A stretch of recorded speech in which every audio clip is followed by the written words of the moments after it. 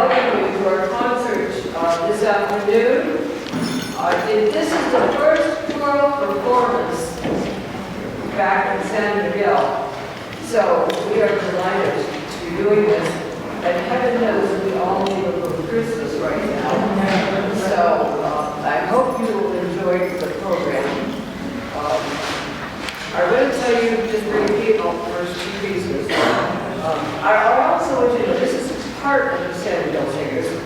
I chose to use only 8 people, so we could enable rehearsal things without causing any problems with all the equipment. They rehearsed with their masks on the whole time. So I'm seeing faces for the first time myself. Okay, the first piece that we're going to do is called African Noel. So this is an visual African piece.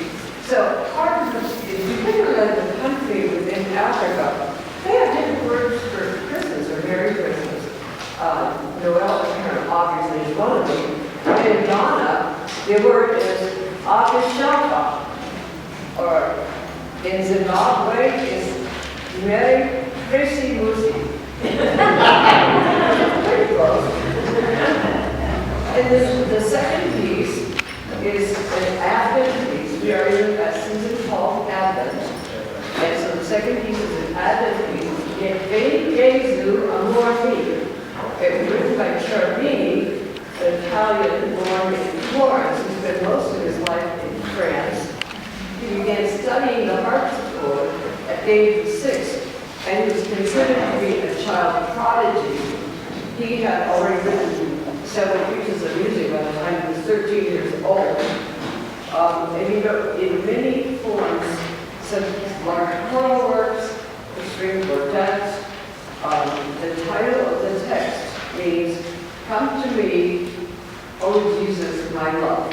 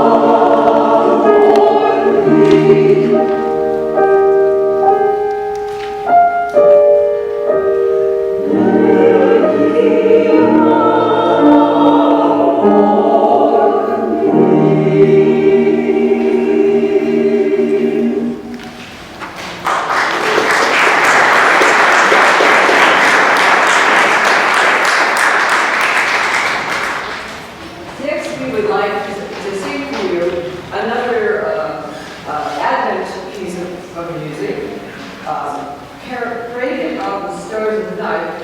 It's based on plain song, which was sung in monastic settings for many years. This is from the 7th or anywhere between the 7th and the 8th century, we're not sure. And it was often sung as an evening hymn at Vespers or Compline. The one that will follow that, everybody knows, Good Old Go Tell It on the Mountain, which is an African American spiritual dating back to at least 1865.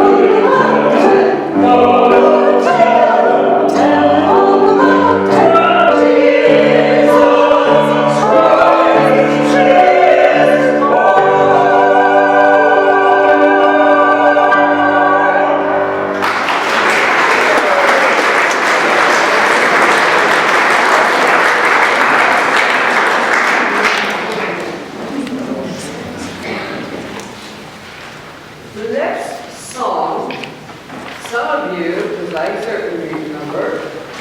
I remember this song. It was originally composed as a prayer for person in purgatory in exchange for something to eat. It does have very strong ties to November 2nd, All Souls Day. It's also associated with the mummers, who are amateur actors and entertainers who perform in groups, and they travel around to all the wealthy homes and perform in exchange for food and drink at special times of the year, especially Christmas. This traditional song began in the medieval area, but of course we know it best because Paul Stupy wrote it. Paul Stupy as in Peter, Paul, and Mary. So we hope that you'll enjoy that. And then following that, you'll hear a beautiful carol in the bleak midwinter. It was written, the poem was written by Crispino Rossetti in the 1800s. And then the music was composed by an English musician, Harold Drake, in the late 1800s. And it was actually voted the best Christmas carol of all time by the BBC Music Magazine.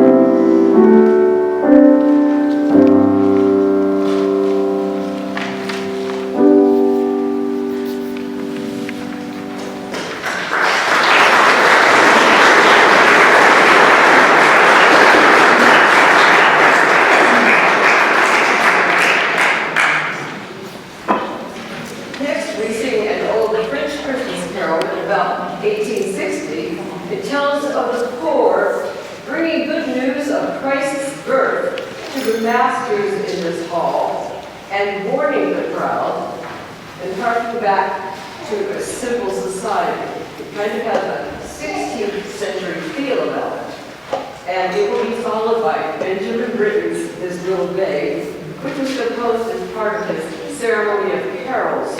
It was composed in 1942 in the form of a canon around and depicts the battle between baby Jesus and Satan.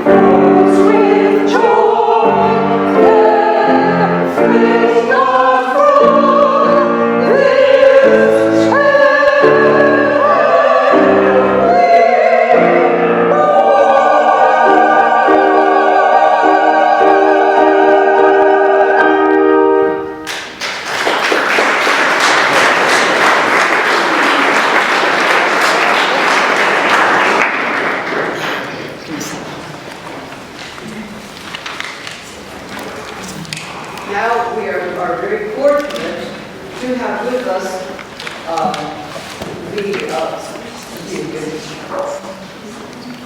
a presentation by Camilo de Agua. It is a custom of this group. We're all non-professional singers, and we do everything that we do for free. But we always like to support one of the local non-profit organizations. This year is Camilo de Agua.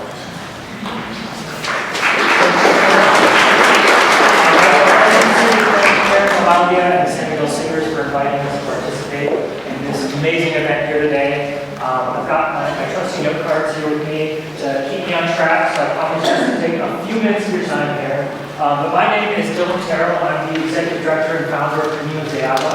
Now, when we started the organization over 10 years ago to focus on water issues here in San Miguel, our name was Caminos de Agua, and we actually weren't even a water organization. We were mostly a group of technical people, not me, but other technical people, looking to develop low-cost solutions to the problems that we're facing here in the region. Now, what happened is that we had enough collective experience to understand how not to do this work. And so we took that together and we started to develop some philosophies on how to guide us a little better. And one of the philosophies is that we decided that we're going to develop solutions that we ourselves use in our own day-to-day life. This allows us to connect us to the problems a little bit better and creates a marriage between the technical and the social and human elements of all of this work. And then we also decided that we're not going to enter communities directly. We decided that we're going to partner with local grassroots organizations, community organizers, other community leaders who will better understand the local context and culture. And when we did that, we started listening. And when we started listening, the response to the problem we always heard here in this region is water. Water, there's not enough of it, and the water we do have is contaminated with things that we don't really understand very well. And because of that, Caminos de Agua exists today. Now, when we think about clean water, we tend to think of water that's free of biological pathogens. This is the microorganisms, bacteria in water that cause nausea, diarrhea, vomiting, dehydration, and this is hugely important. But we no longer have the luxury to only worry about this type of water contamination. Unfortunately, we live in a world now where emerging chemical contaminants are infiltrating and plaguing community water supplies around the globe. And here in San Miguel, we're dealing with two of those, specifically fluoride and arsenic. Arsenic up to 22 times above the World Health Organization limits. And it's not just a problem here in San Miguel. We're talking about over 21 million people throughout Mexico who are exposed to these new emerging chemicals, and about 300 million people globally who are exposed to arsenic and fluoride. Now, the thing is that traditional treatment methods like filtration or boiling water and all these things, they simply cannot remove these types of contaminants from the water. So, being exposed to these types of chemicals, arsenic and fluoride specifically, is really it's a cause of a host of different irreversible health complications, like crippling and dental fluorosis in children, which is permanent, cognitive development and learning disabilities, and even several different types of cancer.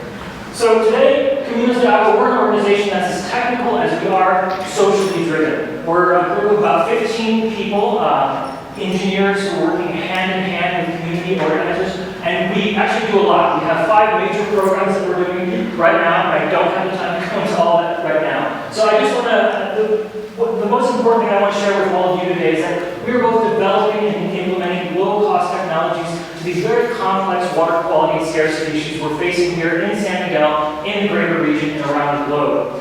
We do things like install rainwater harvesting systems and water filtration technologies that can provide a lifetime of clean access to drinking water, which is free of arsenic, which is free of fluoride and pathogens and all these things. And we've done this with thousands of families around here and around the country as well. We're also doing other things like installing sanitation solutions that don't use water because we have major water scarcity challenges here as well. And we're also developing new solutions. We've developed a low-cost treatment plant that can remove arsenic and fluoride from on a community scale. It's the first of its kind in the world. We developed a low-cost water filter that can be put in people's homes that can make an impact and is going to make an impact throughout the country as well. And we do all of this under what we call an open source philosophy, which means that other groups around the country and around the globe who are facing these challenges can learn from our experiences and take our technology, take our data, and they can use it in their own projects without any sort of restriction or license. So to close, I just want to say that to confront these extremely complex water challenges that we're facing today, which unfortunately disproportionately impact low-income communities around the globe, we really have to create this marriage between the technical and the social and human aspects of this work. So we have to design solutions for the people who are actually impacted by these problems and with those people. And so I just, and that's really what we are striving to do in Misa de Agua. So I just want to sincerely thank you all for listening to me for a couple minutes here. I really encourage you all to learn more, to engage with us, to go to our website, misadeagua.org, sign up for our mailing list. There's a group of young people out here who are my very incredibly talented team with drops on their shirts. Feel free to reach out to them and talk to them directly or to me. And once again, thank you so much for having us here today and for this amazing event. It's been far too long since we will do something like this, so thank you sincerely so much. Thanks.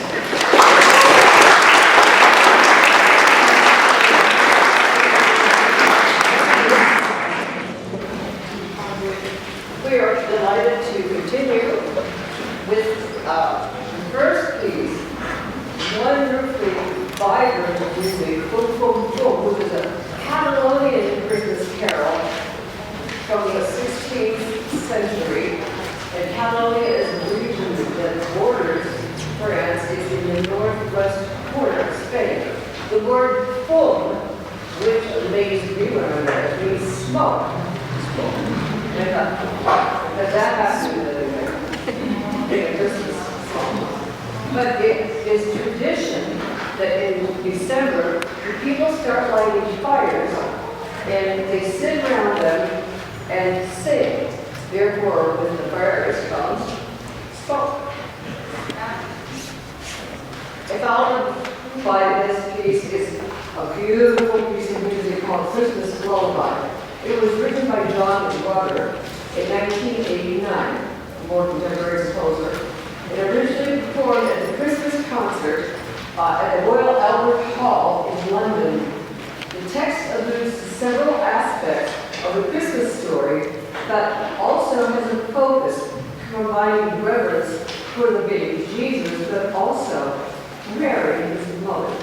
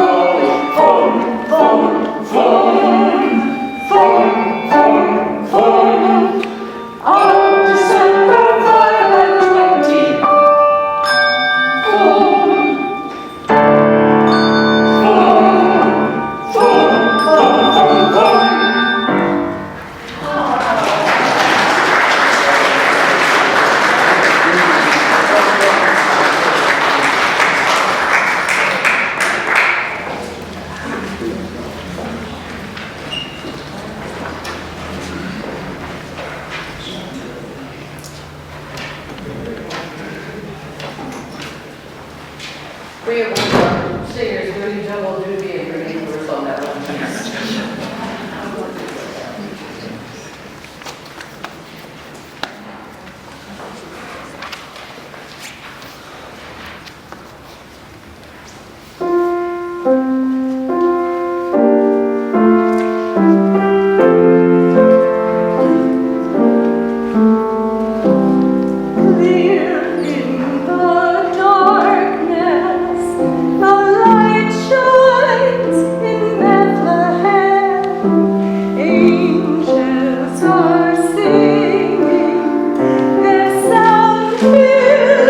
the air.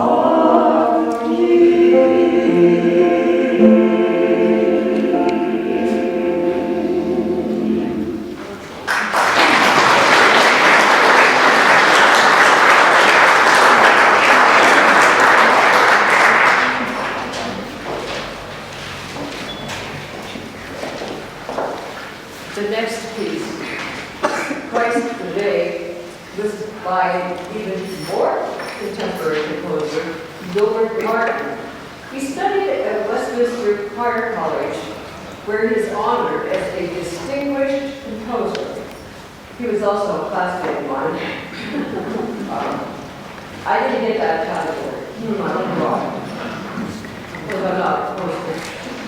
He composed over more than 3,000 published pieces in a number of genres. And one of the things that he did was some of them were written very simply so that they were more available to small church choirs with not so many singers. But he published for more than 40 years, and he died just last year.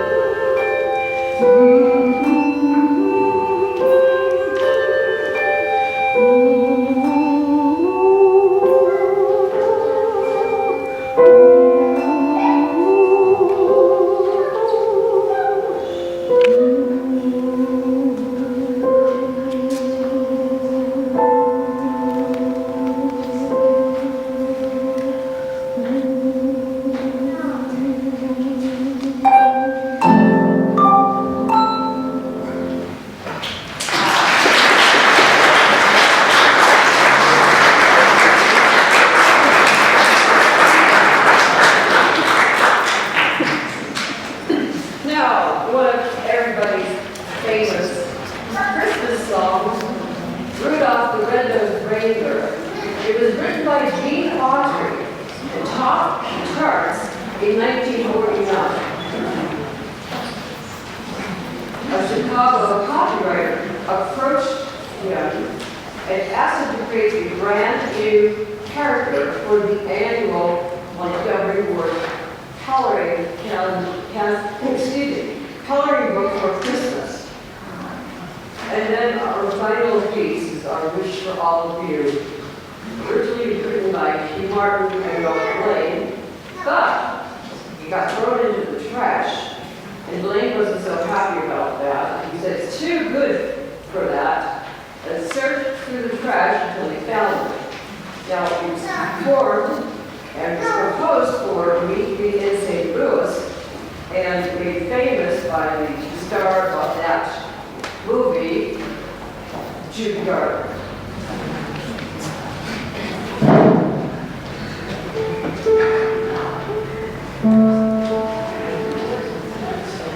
You know, Dasher and Answer and Vixen, Comet and Cupid and Donner and Blitzen, but do you know the most famous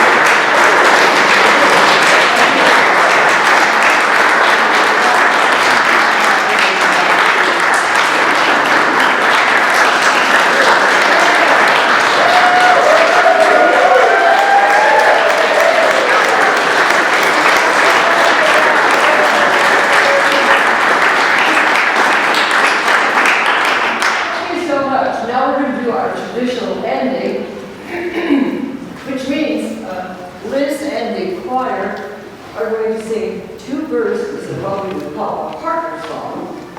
And after that, I'll turn around and bring you in to sing Silent Night.